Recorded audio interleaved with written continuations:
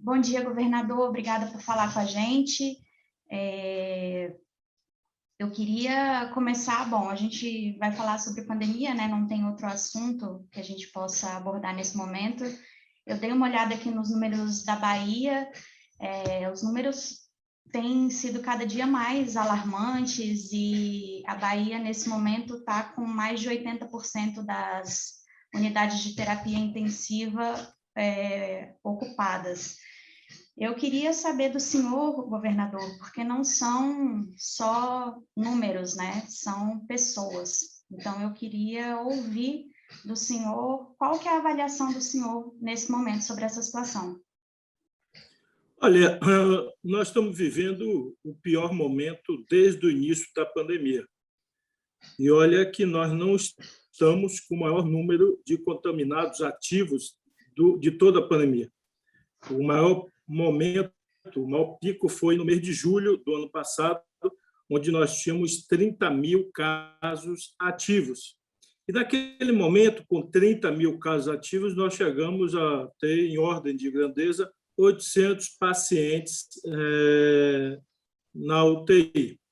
Se nós somarmos hoje os pacientes que já estão na UTI, que estão em fila de espera, nós vamos ter aí 1.300 pacientes considerados em condição de UTI, até porque onde eles estão, na UPA ou no hospital, muitos deles já estão recebendo o tratamento semelhante à UTI, então, alguns estão entubados, outros estão com respiradores, mesmo não estando ainda no leito de UTI, mas estão tendo atendimento equivalente. Então, ou seja, e hoje nós temos 20 mil ativos.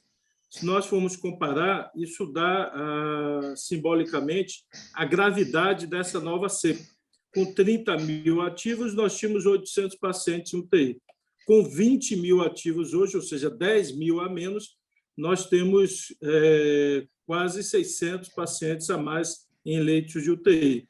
Então, o que a comprovação de que essa nova cepa ela é mais agressiva, leva mais os pacientes a demandarem leitos hospitalares e, eventualmente, leitos de UTI. Nós estamos fazendo dois movimentos. Um é de ampliar o número de leitos, o que fizemos ao longo dessas semanas. Semana passada, demos início à abertura de 200 leitos na Fonte Nova e essa semana vamos iniciar a abertura de 200 leitos no novo Hospital Metropolitano que nós construímos e, portanto, isso vai diminuindo, ou pelo menos contendo a taxa de ocupação, porque se não fossem as novas aberturas, nós já tínhamos estourado 100% de ocupação.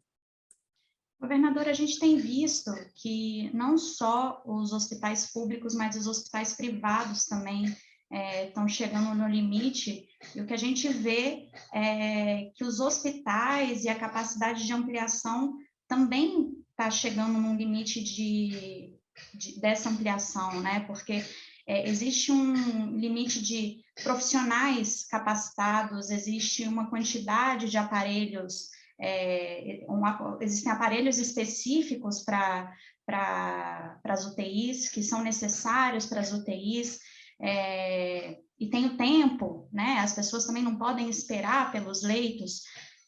Como lidar com isso, né? Porque os especialistas dizem que quanto mais pessoas infectadas, mais pessoas vão necessitar de UTI. O que o senhor fala para a população? Olha, o número geral, Débora, desde o início da pandemia, foi mais ou menos o seguinte: 10% do total de infectados ativos precisa de atendimento hospitalar, 5% precisa de UTI. Então, esse é o número que tem se mantido ao longo de toda a pandemia, com pequenas variações para cima ou para baixo, mas esse é um número que tem se mantido. Então, o nosso pedido é sempre no sentido da população manter o distanciamento. Houve, na minha opinião, duas coisas muito ruins no período recente, que sinalizaram negativamente para a percepção da população. Por incrível que pareça, o início da vacinação criou uma sensação de que agora o problema está resolvido, né? Então, e a população, eu diria, relaxou nos cuidados. acreditando que a vacinação iria ocorrer, talvez em poucas semanas, todo mundo estaria vacinado. Então, baixou a guarda e isso gerou, na minha opinião, essa explosão de casos associada às novas cepas.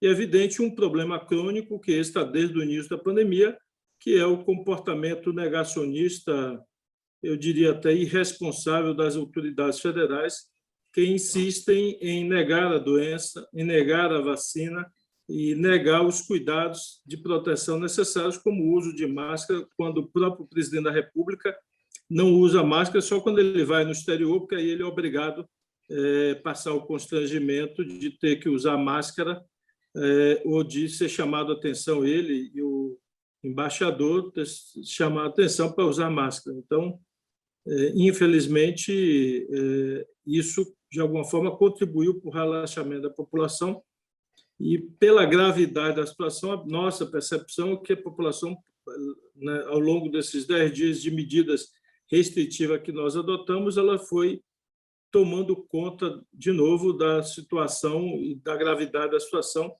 e a gente percebe nitidamente um retorno bastante expressivo o uso de máscara, ainda que tenham pessoas relutantes em fazer o uso. Eu ia falar sobre isso, governador, porque os senhores estão pactuando entre hoje e amanhã, entre os senhores governadores, medidas restritivas no âmbito nacional, e eu queria perguntar para o senhor qual é a importância de fazer algo no plano nacional e qual a falta que o Poder Federal faz nesse sentido. Os senhores têm sentido falta de um poder central no comando dessa pandemia? Olha, eu diria que nenhum país do mundo consegue cuidar de uma pandemia sem ter uma coordenação da nação, do país. Não existe essa possibilidade. E, infelizmente, o Brasil é vice-campeão em mortes de Covid no mundo por conta desse modelo que não coordenou, não articulou e não adotou medidas nacionalmente. Ao contrário, tem um velho ditado que diz: se você não pode ajudar, também não atrapalhe. Mas nem esse ditado o governo federal seguiu. Além de não ajudar, eles ainda atrapalharam bastante. E aqui eu posso citar como exemplo, lá no início da pandemia, no primeiro mês, nós, assim que a pandemia chegou na Bahia e começou a crescer no Brasil, nós formamos um grupo de técnicos da saúde e fomos para o aeroporto para medir a temperatura das pessoas e para fazer o teste gratuitamente a quem chegava nos voos. Pois é, o inacreditável aconteceu. Talvez tenha sido o único caso no mundo, no planeta, que a agência de vigilância sanitária, que deveria cuidar da saúde, ingressou com uma ação na justiça para impedir que um ente subnacional monitorasse a temperatura e fizesse exame. A Anvisa entrou na justiça para impedir o Estado de fazer o teste nos aeroportos e o pior, que conseguiu eliminar para isso. Então, durante 3 ou 4 dias que nós fizemos, conseguimos identificar vários passageiros chegando com febre e com o vírus, onde nós pudemos informar essas pessoas que ela estava contaminada para ela guardar a quarentena e também pudemos avisar os outros passageiros que viajou com eles alguém que estava com vírus daquele voo. As pessoas tinham o direito de saber dessa informação, até para elas se cuidarem e cuidarem de suas famílias. Pois bem, a agência que deveria cuidar da saúde da população brasileira entrou na justiça e conseguiu eliminar para impedir que nós fizéssemos isso. Então, a partir desse dia, ninguém fez mais controle e, portanto, isso facilitou a disseminação no Brasil inteiro. Isso é uma pequena amostra do que a ausência federal provocou de aumento de casos e aumento de mortes. Tentamos também fazer isso nas BRs, um bloqueio nas BRs para medir temperatura e fazer teste. Também o governo federal entrou na justiça dizendo que o monitoramento em rodovias federais é de exclusivo cuidado deles. Eles não fizeram, e nós fomos impedidos de fazer. Ou seja, são dois casos que exemplificam como o vírus se alastrou e quantas mortes tivemos por conta, eu diria, de uma atitude do governo federal, que não quis coordenar, não quis ajudar e, sempre que pôde, entrou para atrapalhar. Agora, a pandemia tem um ano já. É claro que agora o Brasil tem registrado recordes de mortes, a gente teve a semana mais trágica agora, mas por que agora fazer um pacto nacional só agora? Olha, eu diria que os governadores, todos eles e prefeitos, foram tomando medidas. Eu diria que esse é o pior momento que o Brasil vive da pandemia. Não é o pior momento necessariamente desse ou daquele estado, mas do país inteiro. E a pandemia, desde o início, como cada um foi tomando suas medidas, ela avançou de forma muito diferente nos estados. Então, por exemplo, no caso da Bahia, nós tomamos medidas rígidas, entre elas a suspensão do transporte intermunicipal, e nós conseguimos ficar até junho, julho, com metade dos municípios da Bahia sem ter um caso sequer de vírus. Nós conseguimos isolar essas cidades e até junho, julho, metade das cidades da Bahia não tinham vírus.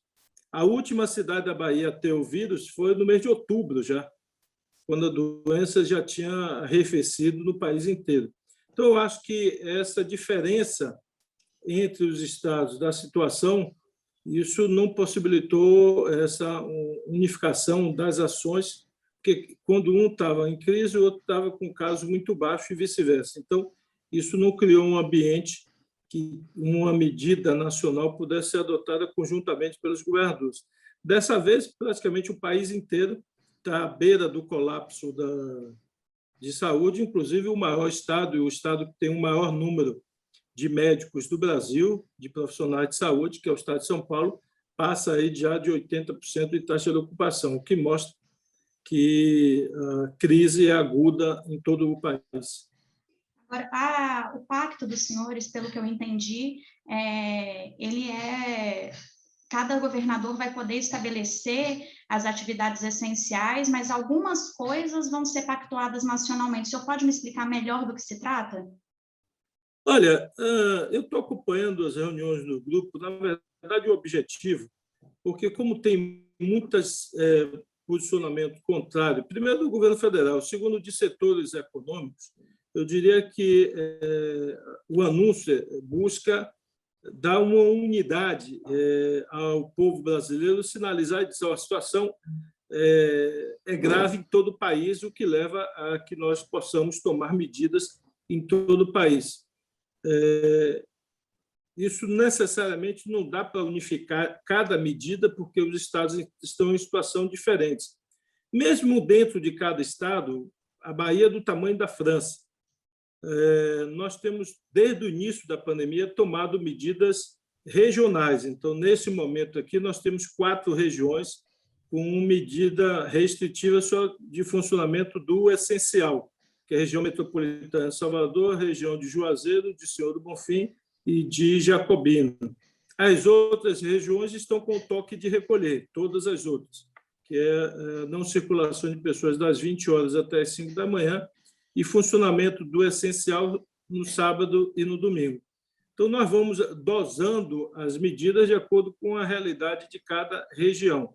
Isso vale para o país também. Então, o que se quer é dizer: o país está todo num ambiente grave, portanto, é necessário tomar medidas restritivas em todos os estados, e esse anúncio equivale para todos os estados.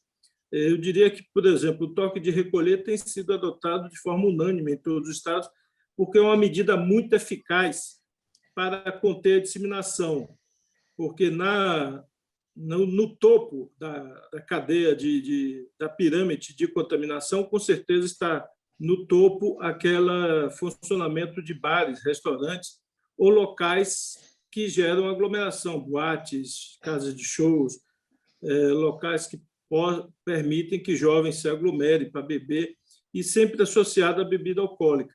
Então, quando você proíbe a circulação a partir de 8 horas, você está impedindo que esses locais funcionem porque quando as pessoas bebem, elas tiram a máscara, ninguém bebe de máscara, elas ficam mais relaxadas, se aproximam mais, se abraçam mais, se beijam mais, falam mais próximo, e, portanto, a contaminação é nitidamente maior, e, com isso, tem sido uma medida muito eficaz na redução da transmissão, e, por isso, essa é uma das medidas que deve ser adotada de forma unânime por todos os governadores. Governador, uma questão muito simples, como essa questão da lei seca, que é muito eficaz, diminui a circulação. Vocês não levaram isso, essa proposta, para o Ministério da Saúde? O governo não topou entrar nessa com vocês? Como eu disse antes, o governo não só não concordou com nenhuma medida desde o início da pandemia, como ele entrou judicialmente e não aceitou fazer, por seus órgãos, nenhuma medida de controle. Eu citei aqui duas, que foi da Anvisa dos aeroportos e das estradas federais. Então, além de não fazer, porque uma coisa é você dizer assim, eu não vou fazer, se você quiser, faça. Então, ele, se pelo menos tivesse adotado essa medida, teria ajudado mais, ou seja, se não tivesse feito nada e não atrapalhasse, teria ajudado mais e teríamos menos mortes no Brasil. Mas, além de não fazer, ele, sempre que pôde, tentou impedir que os estados e municípios fizessem. E eu dei dois exemplos aqui de medidas que foram impedidas pelo governo federal, que seriam medidas que ajudariam muito a conter a disseminação do vírus. Mas essa proposta do Pacto Nacional foi levada ao governo federal?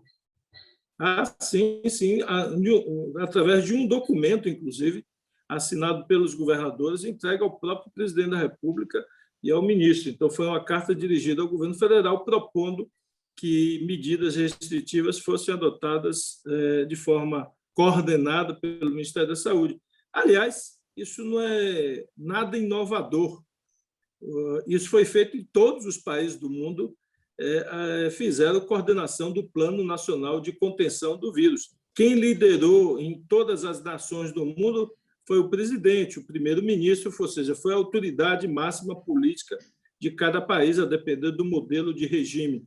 Então, o Brasil talvez seja o único caso que o governo federal lavou as mãos e deu uma mãozinha ao vírus, se tornou aliado do vírus, impedindo que estados e municípios fizessem algumas das iniciativas que tentaram fazer. Para a gente caminhar para o final, governador, só mais duas perguntas. Eu queria saber do senhor, já que o senhor falou em buscar soluções falsas, a gente vive também um momento de guerra contra fake news, e nesse momento de pandemia, isso tem surgido bastante ainda, e a gente está caminhando aí já para o ano que vem, ano de eleição, e provavelmente a gente vai ainda conviver com essa pandemia. O senhor, um político influente, um grande político baiano muito conhecido, como que o senhor, com toda a sua capacidade política, acha que a gente pode lidar com isso? Olha, não é fácil. Infelizmente, foi montado um gabinete do ódio que antecede a eleição de 2018. Esse gabinete do ódio se fortaleceu com a assunção do presidente da República. Ele sofreu, eu diria, uma certa hibernação durante um período, quando o STF fez uma série de operações para afastar e prender pessoas que ameaçavam o judiciário, mas ele voltou agora a uma escalada de produção de notícias falsas muito forte. E tem uma coordenação nacional, isso tem um laboratório produzindo. Você pode olhar as fake news, só muda a foto e o nome do governador ou do prefeito. O material é idêntico, só muda a imagem do governador e o nome. Em todo o Brasil, você pode olhar o material que a gente acompanha circulando em grupo de Zap ou em rede social. Por exemplo, hoje eu vi um vídeo que é idêntico, um vídeo, a minha imagem supostamente cantando uma música, que é idêntica ao que fizeram com o Eduardo Leite. Ele também, supostamente, cantando a mesma música, no mesmo formato, ou seja, foi produzido pelo mesmo criador, pelo mesmo gabinete do ódio. E isso é para todos. Você pega as peças, eu tenho aqui no meu celular, posso até te passar, os cards que são produzidos são idênticos, não muda nada. A única coisa que muda de um card para outro é a foto do governador, o nome do estado e o nome do governador. O resto é idêntico, ou seja, é produção em massa de notícias falsas, de ataques mentirosos, inclusive distribuído, às vezes, na conta oficial do presidente, como foi esta aberração da distribuição de valores supostamente transferidos a estados, como naquela notícia que ele disse que passou 67 milhões de reais ao estado da Bahia. E eles não se importam, inclusive, nem em dar mínima coerência aos números. Eles vão soltando números sem mínima coerência. Digo isso porque o orçamento total da Bahia, o ano 2020, total, somando executivo, legislativo, judiciário, Ministério Público, Defensoria, somando tudo, não passou de 50 bilhões. E ele disse que mandou de ajuda para o Covid 67 bilhões. Então, o número por si só é tão fantasioso, mas para eles não se importam com isso. O que eles querem é distribuir munição para a sua tropa de choque, de pessoas que, na minha opinião, estão mais para seguidores de uma seita do que para pessoas que querem contribuir com o Brasil, com o desenvolvimento do Brasil ou de salvar vidas. E isso virou quase uma seita com seus seguidores que não ouvem ninguém, não raciocinam sobre aquilo que falam, nem que distribuem, e não estão dispostos a saber se aquilo é verdade, se não é, se aquilo tem um mínimo de racionalidade ou não tem. Então, mesmo para um Estado que tem um orçamento total de 50 bilhões, o presidente posta em sua rede social oficial que mandou para a Bahia 67 bi de ajuda. Então, infelizmente, essas atividades criminosas de distribuição de notícias falsas são produzidas em massa, em larga escala, pelo gabinete do ódio. Agora, desculpa, eu vou só reforçar a pergunta. A gente sabe que tem essa produção em massa, mas os senhores têm alguma ideia de como a gente faz para combater isso? Porque o combate a essas notícias, a essas fake news, é o grande... a grande questão do momento, né?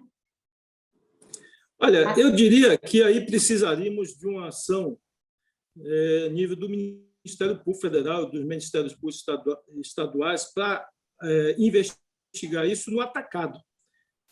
A investigação no varejo eu estou fazendo na medida em que, quando eu consigo identificar quem postou, quem distribuiu, eu tenho aberto sucessivas ações judiciais contra as pessoas. Já ganhei várias.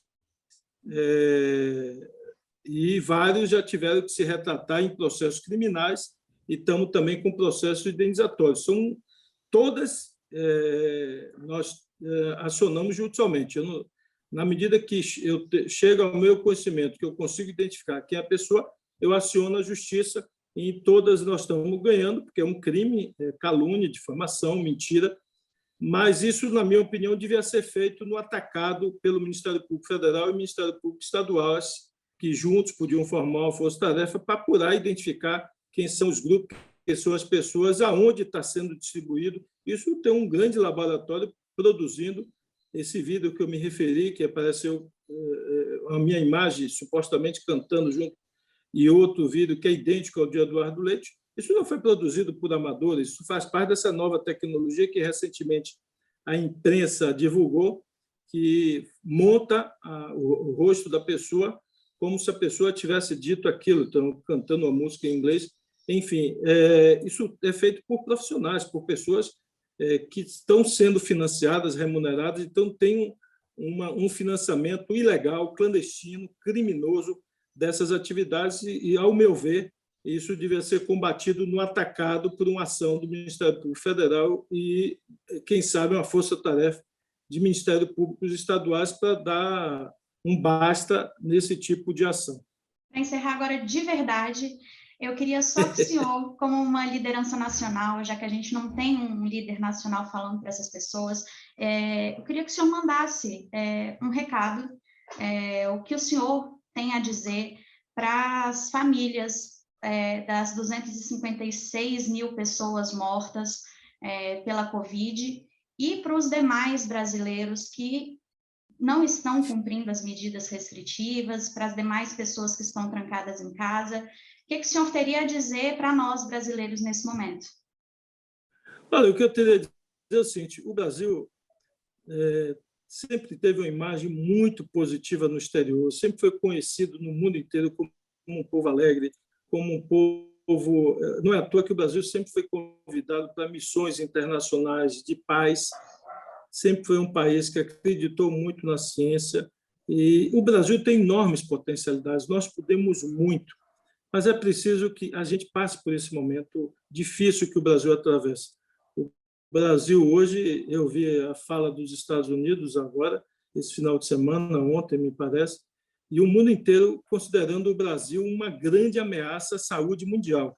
Vê que situação nós chegamos, que vergonha para o nosso país, que vergonha para a nossa nação, o Brasil ser hoje considerado a grande ameaça para a saúde global, por conta desse absurdo descontrole da doença. Então, meu apelo é no sentido de que a gente acredite na ciência, acredite nos profissionais de saúde, faça a nossa parte, cada um fazendo a sua parte, nós vamos conseguir conter a disseminação da doença. É um Brasil que tem muitas desigualdades, muita fragilidade econômica e social da população mais pobre, mas cada um tem que fazer a sua parte, é um pouco de sacrifício para a gente logo, logo retomar o Brasil, a construção do país que a gente quer, e eu faço esse apelo no sentido de que cada um faça a sua contribuição. A festa, a bebida, a confraternização, nós podemos fazer daqui a um mês, daqui a 2 meses, daqui a 6 meses. A vida a gente não recupera. Então, infelizmente, temos perdido vidas humanas, inclusive pessoas jovens. Perdemos a semana passada uma jovem aqui na Bahia de 24 anos, jovem, saudável, sem outro tipo de doença e que morreu de Covid. Então, inclusive, tem alcançado pessoas mais jovens de idade abaixo de 50 anos, abaixo de 40, e é preciso que todo mundo faça a sua parte, faça o meu apelo aqui, que hoje é uma situação que alcança o Brasil inteiro e nós estamos no limite do sistema de saúde e é preciso garantir que todas as pessoas tenham dignidade para serem atendidas em todas as unidades de saúde do Brasil.